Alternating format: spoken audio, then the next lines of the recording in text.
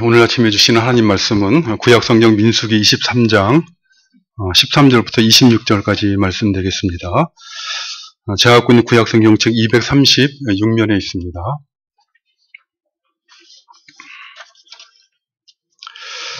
오늘 본문 말씀 찾으신 줄 알고 민수기 23장 13절 말씀부터 봉독해 드립니다. 발락이 말하되 나와 함께 그들을 달리 볼 곳으로 가자.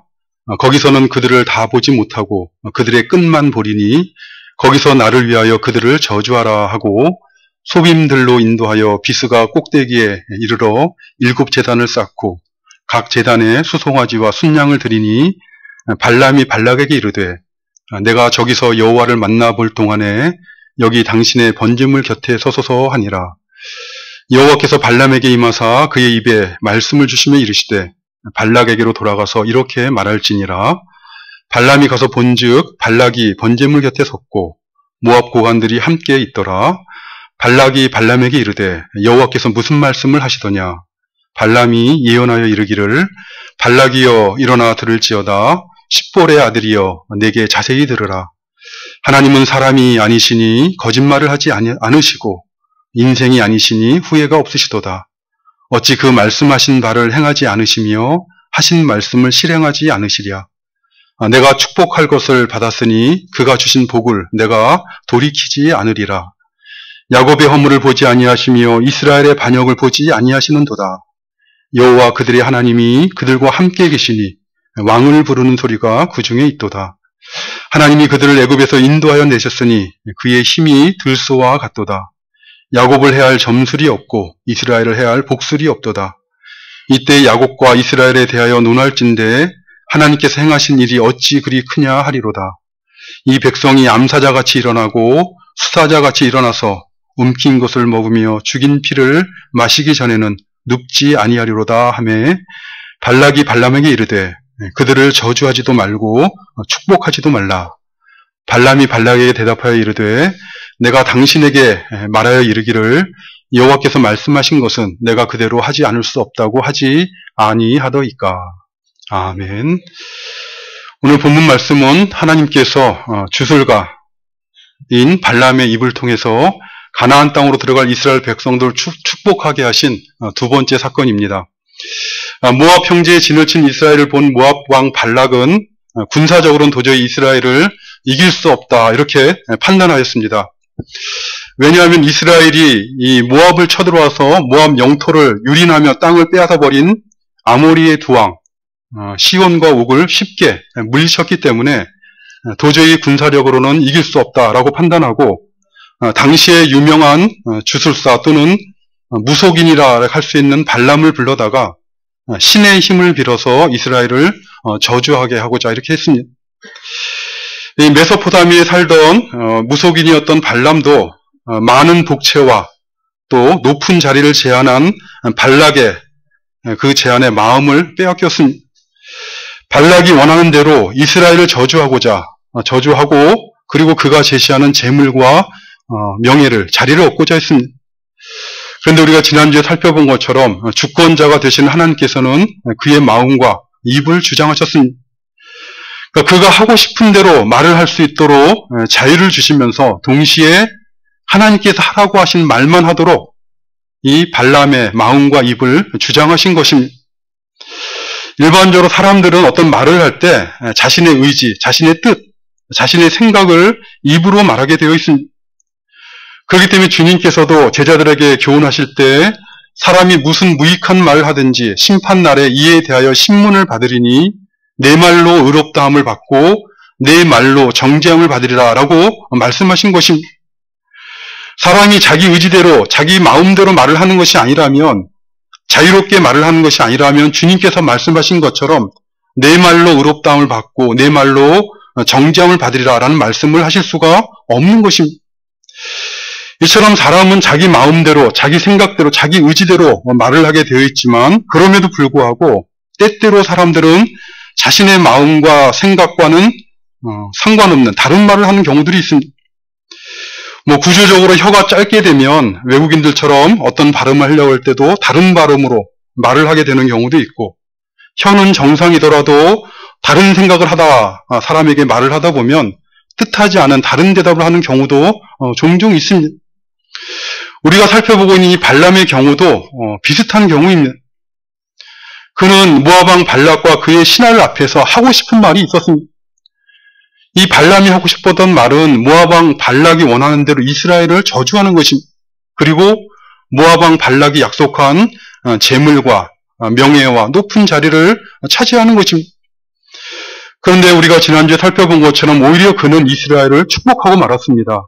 왜냐하면 주권자가 되신 하나님께서 그의 마음과 입을 주장하셨기 때문에 그렇습니다. 벌써 제가 한 30년이 지난 이후 같습니다만은 제가 전도사 시절에 주일학교 중등부 아이들 수련회를 준비할 때 이런 일이 있었습니다. 수련회 장소를 구하고자 여러 장소를 생각하다가 교육적 차원에서 학교를 빌려서 하는 것이 좋다라고 생각하고 강화도에 있는 초등학교, 중학교를 섭외하려고 이렇게 계획을 짰습니다. 요즘은 더 강화된 것으로 알고 있습니다만은 당시에도 학교 같은 공공시설을 특정한 종교단체에 빌려주는 것을 꺼려하는 그런 경향이 있었습니다. 하여튼 강화도에 있는 후보가 되는 학교를 4군데 정도 찾고 차례로 찾아가서 장소 요청을, 사용 요청을 했는데 3군데에서 첫 번째 찾아갔던 첫 번째, 두 번째, 3군데 학교에서 거절을 하고 마지막 학교가 남았는데 마침내 그 학교를 찾아갔더니 교장 선생님이 계셔서 그에게 요청을 하게 되었습니다. 이제 거기서 거절을 당하게 되면 이제 주일학교 학생들 여름 수련회를 진행하는데 큰 차질이 생기게 되었습니다. 근데 이 교장 선생님도 다른 학교와 마찬가지로 학교를 빌려주는 것이 어렵다는 취지의 말씀을 계속 하시는 것입니다. 그래서 제 속으로 생각하기를 이 학교도 어렵겠구나라고 생각하면서 이제 마음속으로 기도를 했지요. 하나님 그러면은 어떻게 되는 것이죠? 라고 기도하면서 그 말을 들었습니다. 근데 그 교장 선생님 마지막 결론은 빌려주겠다 이렇게 말씀하시는 것입니다. 그분이 나름대로 이런저런 어떤 법적 근거를 제시하시면서 부정적인 말을 하셨기 때문에 더 부탁할 수가 없겠구나라고 생각했는데 갑자기 그렇게 부정적인 말을 하다가 끝에 가서는 빌려주겠다고 하는 것입니다. 그래서 그 장소 사용과 관련된 계약을 하고 수련회를 갔다 은혜관을 잘 치렀습니다. 근데 제가 그날 계약을 하고 나오면서 깨달은 것이, 잊지 못하는 것이 있었습니다. 참으로 하나님께서는 사람의 마음을 주장하시는 분이시구나 하는 것을 깊이 깨닫게 되었습니다. 그 교장 선생님 제게 하는 말을 들을 때 그가 갖고 있던 의지, 그의 생각, 그의 뜻은 학교를 외부 사람들한테 빌려주지 않는 것이었습니다. 특별히 종교단체에 빌려주었다가 괜히 문제 생기면 곤란하다라는 것을 계속 말을 했습니다. 근데 사람의 마음을 주장하신 하나님께서 간섭하셔서 끝에는 그가 빌려주겠다라는 말을 하게 하시는 것입니다. 지금 우리가 살펴보고 있는 발람도 이와 비슷합니다. 그의 의도, 그의 뜻은 이스라엘을 저주하고 모압 왕이 약속한 재물과 명예, 자리를 취하는 것이었습니다. 그런데 하나님께서는 그의 마음과 입술을 주장하셔서 하나님께서 말씀하라 하신 것을 말하게 하신 것입니다. 이스라엘을 축복하게 하신 것이죠. 하나님께서 그들의 조상인 아브라함과 이삭과 야곱에게 약속하신 것처럼 하늘의 별과 같이 바다의 모래와 같이 이스라엘 백성들로 많아지게 하고 흥하게 될 것이다 라고 축복하게 한 것입니다. 그러자 모압 왕 발락은 어떻게 합니까? 당황하지 않을 수 없었겠지만 그렇다고 해서 그는 포기하지 않았습니다. 오늘 이어지는 본문 14절 말씀을 보면 모압 왕 발락은 이 주술사인 발람을, 무속인인 발람을 소빔 들판에 있는 비스가산 꼭대기로 데려갑니다. 처음 이스라엘을 저주하게 하고자 했을 때는 바알의 산당으로 데리고 와서 저주하게 하였는데 이번에는 비스가산 꼭대기로 데리고 간 것입니다. 장소를 옮겼습니다. 왜 장소를 옮겼겠습니까? 오늘 보면 13절에 보니 발락은 발람에게 이렇게 말합니다. 나와 함께 그들을 달리 볼 곳으로 가자. 거기서는 그들을 다 보지 못하고 그들의 끝만 보리니 거기서 나를 위하여 그들을 저주하라. 그러니까 모압 왕 발락이 이 발람을 비스가산 꼭대기로 데리고 간 그 이유는 이 발람으로 하여금 이스라엘 전체를 보지 못하게 하고 일부만 보고 저주하게 하고자 하는 그런 의도를 가지고 비스가산 꼭대기로 데리고 간 것입니다.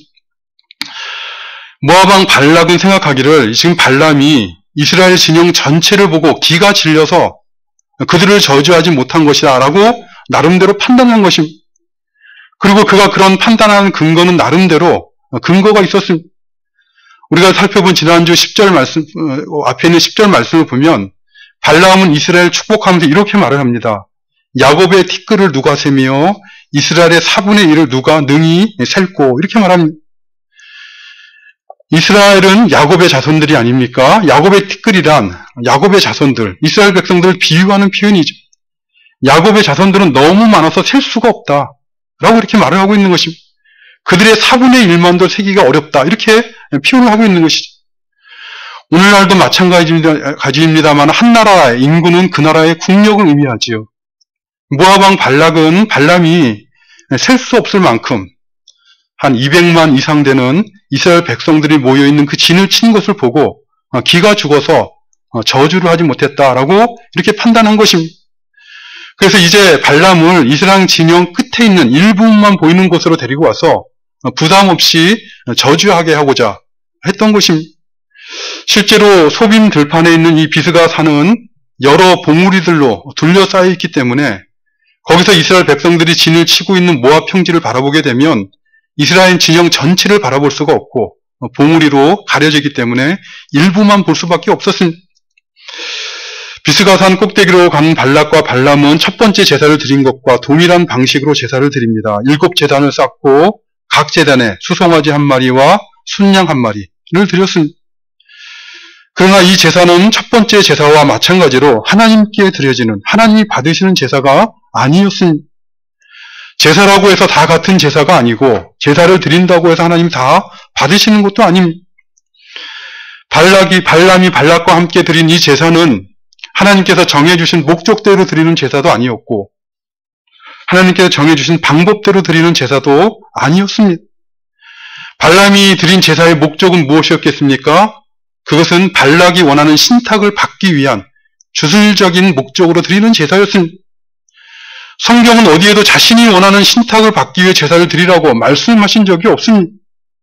그가 드린 제사는 제사 드리는 사람의 탐욕을 만족시키기 위해서, 그 욕심을 만족시키기 위해서 이방 종교에서 드리는 우상 숭배적인 제사였습니다. 하나님께 드리는 제사의 제물로 하나님 지정한 동물 중에 가장 비싼 수송아지와 가장 좋은 순양 7을 바친다 해도 하나님의 뜻대로 드리지 않는 제사는 이방 종교의 제사와 마찬가지요. 실제적으로 주술적인 제사를 지금 드렸던 것입니다. 제사와 제물을 통해서 신의 마음을 얻고 자기 뜻대로 조종할 수 있다 생각하는 이 주술사인 발람은 첫 번째 제사를 드렸을 때와 마찬가지로 발락에게 번제물 곁에 서 있으라 라고 말을 하고 자신은 홀로 다른 곳으로 가서 이스라엘의 신인 여호와로부터 신탁을 받아오겠다라고 말합니다. 그러자 이번에도 하나님께서는 발람에게 나타나셨습니다. 이 무속인인 발람이 드린 제사를 받으시고 그걸 기뻐하셔서 발람에게 나타나신 것이 아니라 이 발람을 통해 하나님께서 하시고자 하는 복을, 이스라엘에 대한 복을 선포하게 하시고자 발람에게 나타나신 것입니다. 그리고 그의 입에 말씀을 주십니다. 발람이 돌아와자 자신의 신하들과 함께 서 있던 모압 왕 발락은 바로 발람에게 묻습니다. 여호와께서 무슨 말씀하시냐라고 묻습니다. 이 말은 발락이 여호와 하나님을 믿었기 때문에 여호와의 말씀을 듣고자 여호와 이름을 언급하고 있는 것이 아니라 이스라엘의 신이 여호와시니 그들의 신인 여호와께서 이스라엘을 저주하도록 허락을 받았느냐라고 묻고 있는 것입니다. 그러자 이제 발람은 발락에게 이렇게 선포합니다. 먼저 오늘 18절과 19절 말씀을 보면 발락이여 일어나 들을지어다. 십볼의 아들이여 내게 자세히 들으라. 하나님은 사람이 아니시니 거짓말을 하지 않으시고 인생이 아니시니 후회가 없으시도다. 어찌 그 말씀하신 바를 행하지 않으시며 하신 말씀을 실행하지 않으시랴. 하나님께서는 무엇보다 먼저 이 발람의 입을 통해서 하나님 자신이 어떤 분이신가를 선포하게 하셨습니다. 하나님은 사람이 아니시다. 이스라엘의 하나님은 인생이 아니시다라고 말하고 있습니다. 하나님은 피조물인 사람과 인생과는 다른 존재라는 것이죠. 어떻게 다르다는 것입니까? 피조물인 사람은 거짓말을 하기도 하고 후회를 하기도 하는 존재라는 것입니다. 이 거짓말이라는 것은 사람의 본성의 부패성을 대표하는 것을 의미하고 후회라는 것은 사람의 불완전성, 유한성을 드러내는 대표하는 말이 후회라는 것입니다. 거짓말은 의도적으로 진실이 아닌 것을 진실인 것처럼, 사실이 아닌 것을 사실인 것처럼 말하여서 듣는 사람을 속이는 것이죠. 왜 사람을 속이는 것입니까? 사실을 숨기거나 사실이 아닌 것으로 말해서 소극적인 이익 또는 적극적인 이익, 자기 뜻대로 해서 어떤 이익을 얻기 위해서 거짓말을 하는 것이죠. 사단은 하나님의 창조 계획을 무너뜨리고자 하는 악한 목적을 가지고 여자에게, 하나님이 창조하신 첫 번째 여자에게 나타나서 선악을 알게 하는 나무의 열매를 먹더라도 너희가 결탄코 죽지 아니하라 라는 말로, 거짓말로 여자를 속였습니다.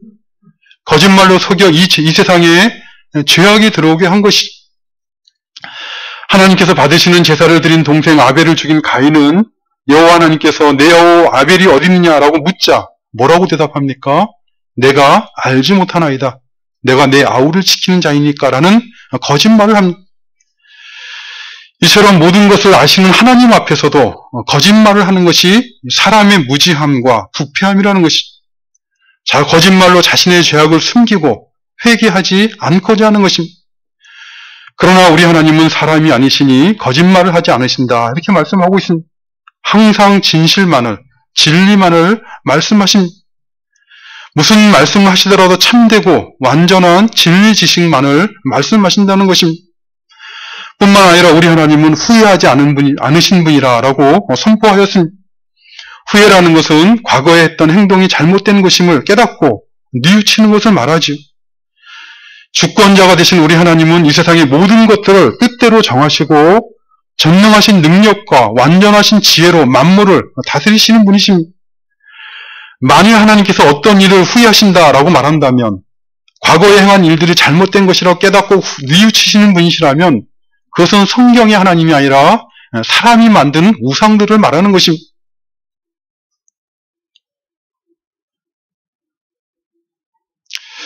그리스 로마 신화에 나오는 신들은 사람의 능력을 초월하는 어떤 초월적인 능력을 갖고 있지만, 그러나 사람같이 실수도 하고 죄를 짓고 윤리적으로 도덕적으로 나쁜 일을 하기도 해서 나중에 후회를 하기도 합니다.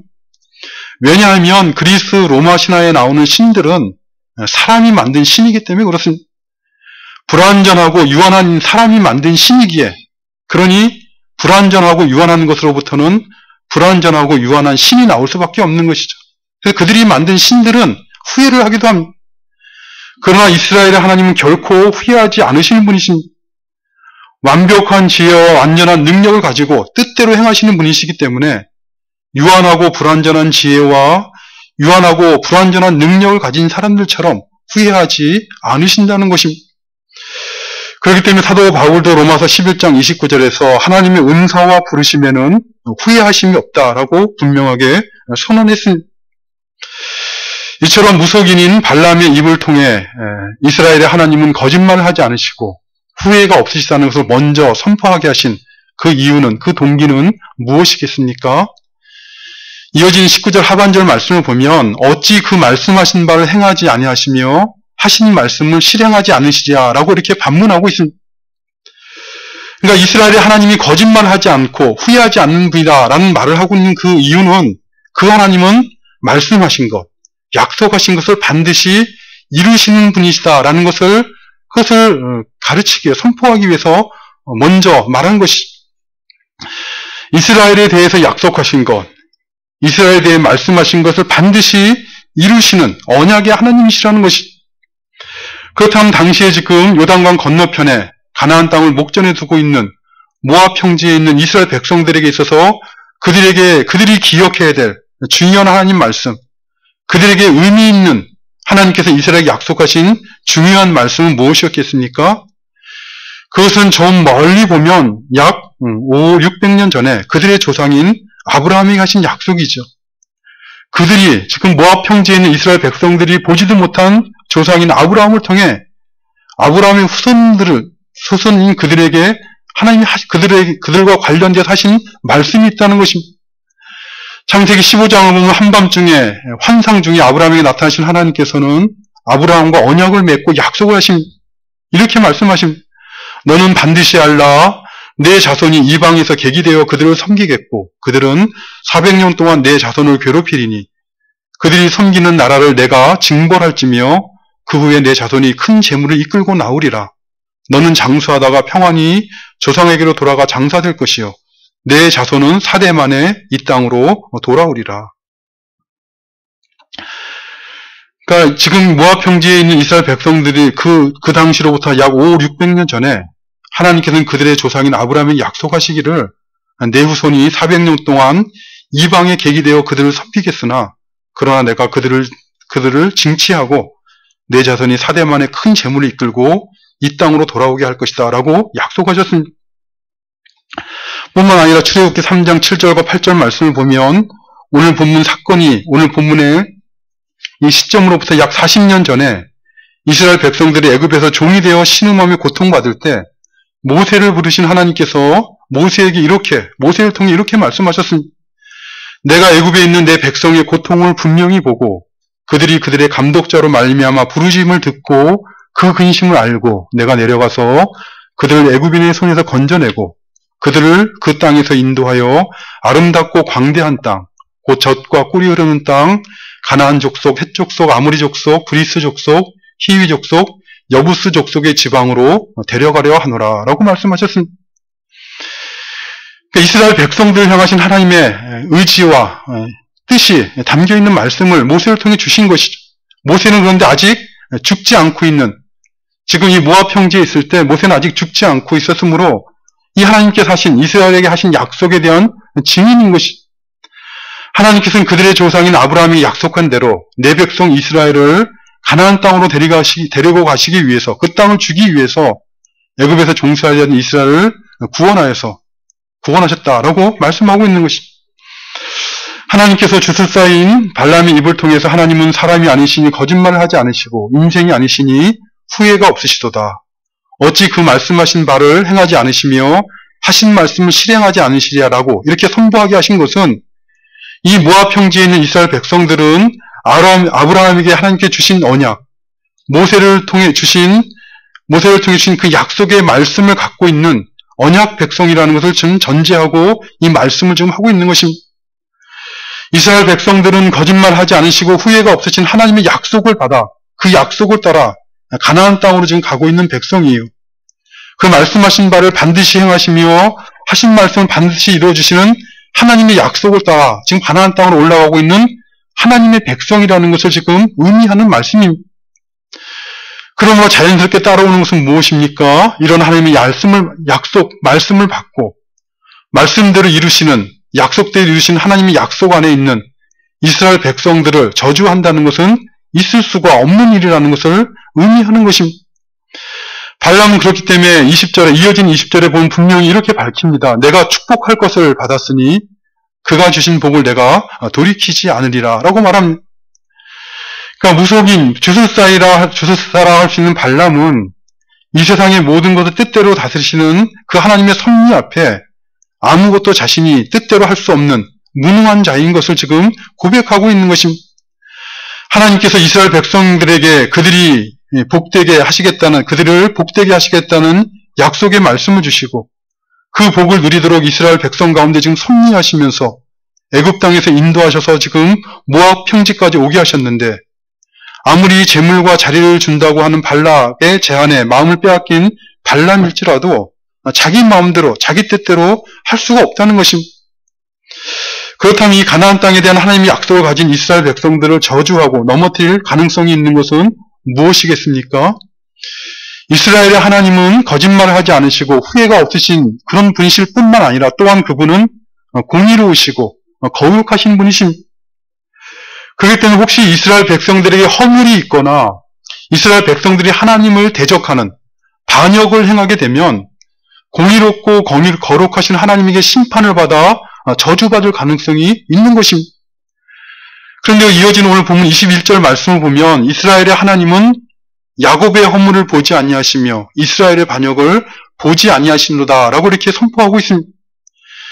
허물을 보지 않으신다, 반역을 보지 않으신다 라는 말씀은 허물을 무조건 용서하신다 또는 반역을 행하더라도 없는 것처럼 대하시는 분이다 라는 그런 의미는 결코 아닙니다. 우리가 이미 살펴본 것처럼 실제로 출애굽한 이스라엘 백성들이 광야 생활을 하는 동안 불평과 불신앙의 이런 허물들을 보일 때 하나님께서는 이스라엘을 엄하게 징계하셨습니다. 특별히 고라 일당과 같이 모세와 아론을 향하여 반역을 일으켰을 때 하나님께서는 그것을 하나님에 대한 반역으로 삼으시고 땅을 벌려 그들을 삼키게 하시는 심판을 행하셨습니다. 그러니 오늘 본문에 있는 이 야곱의 허물을 보지 아니하시며 이스라엘의 반역을 보지 아니하신다. 이 말씀은 허물과 반역을 용납하신다라는 의미가 아니라 허물과 그들의 반역을 영원히 진노하실 심판의 대상으로 영원한 저주의 대상으로 삼지 않으신다. 이런 의미의 말씀입니다. 실제로 구약의 이스라엘은 허물과 반역으로 인해서 멸망당하지 않습니다. 만일 허물과 반역으로 인하여 저주를 받아 멸망을 받아야 한다면 사실 구원받을 사람은 한 사람도 없을 것입니다. 예수님 외에 하나님 앞에 허물이 없거나 또는 반역을 행치 않는 사람은 한 사람도 없기 때문에 그렇습니다.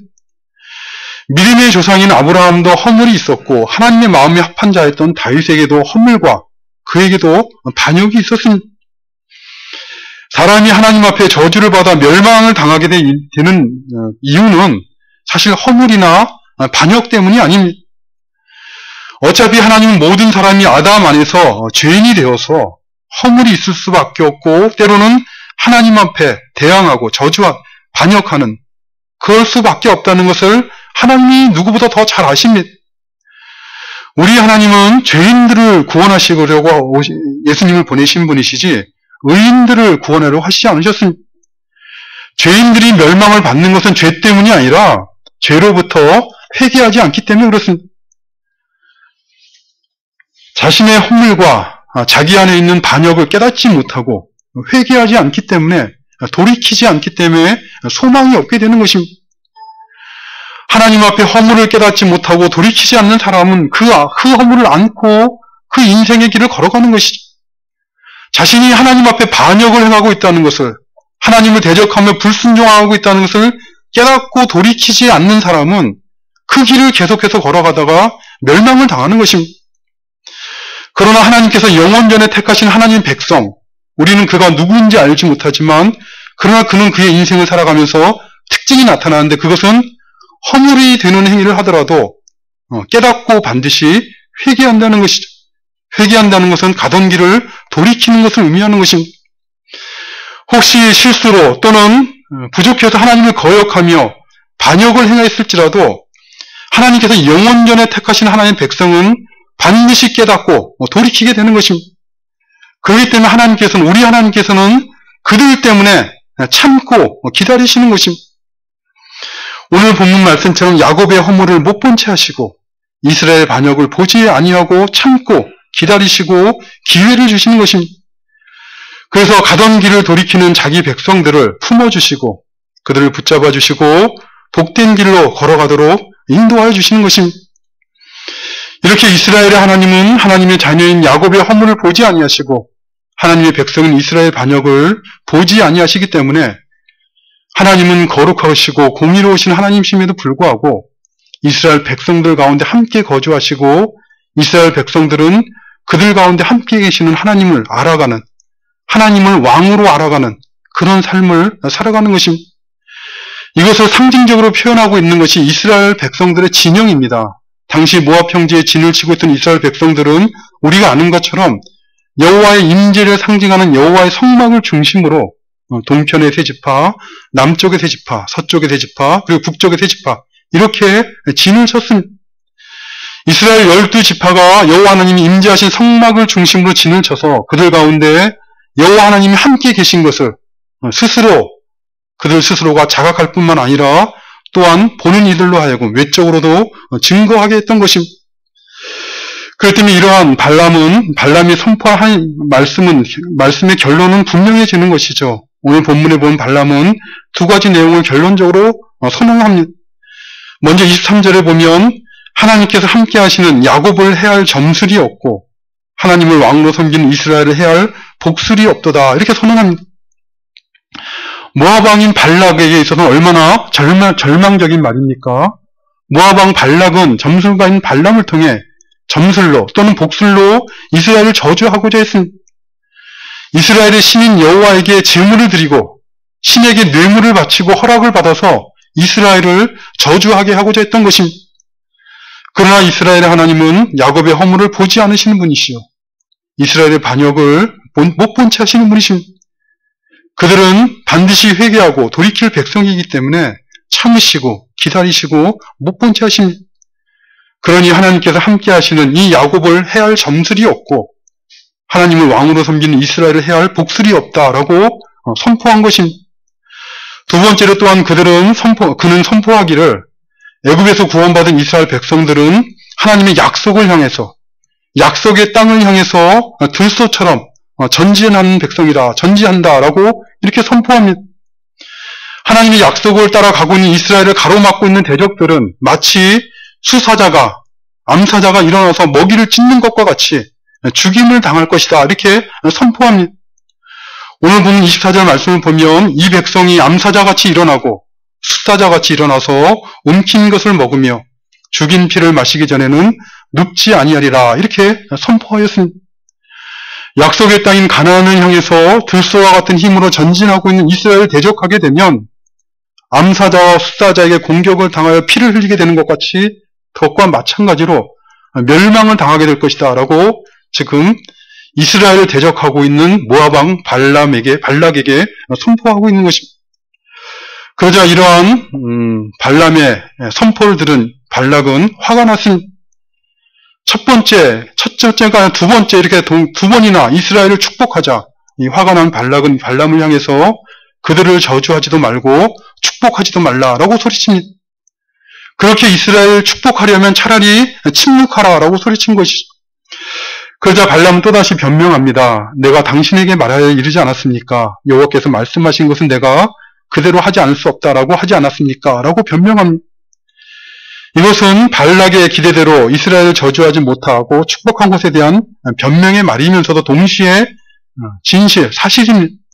하나님께서 그의 입술을 주장하시니 그가 자기 뜻대로 자기 마음의 동기대로 말할 수가 없었던 것입니다. 이처럼 하나님께서는 또다시 이스라엘을 축복하셨습니다. 하나님은 그들의 허물이나 반역을 보고 심판하시는 분이 아니시라 그렇기 때문에 야곱을 해야 할 점술이 없고 이스라엘을 해야 할 복술이 없다라고 축복하게 하셨습니다.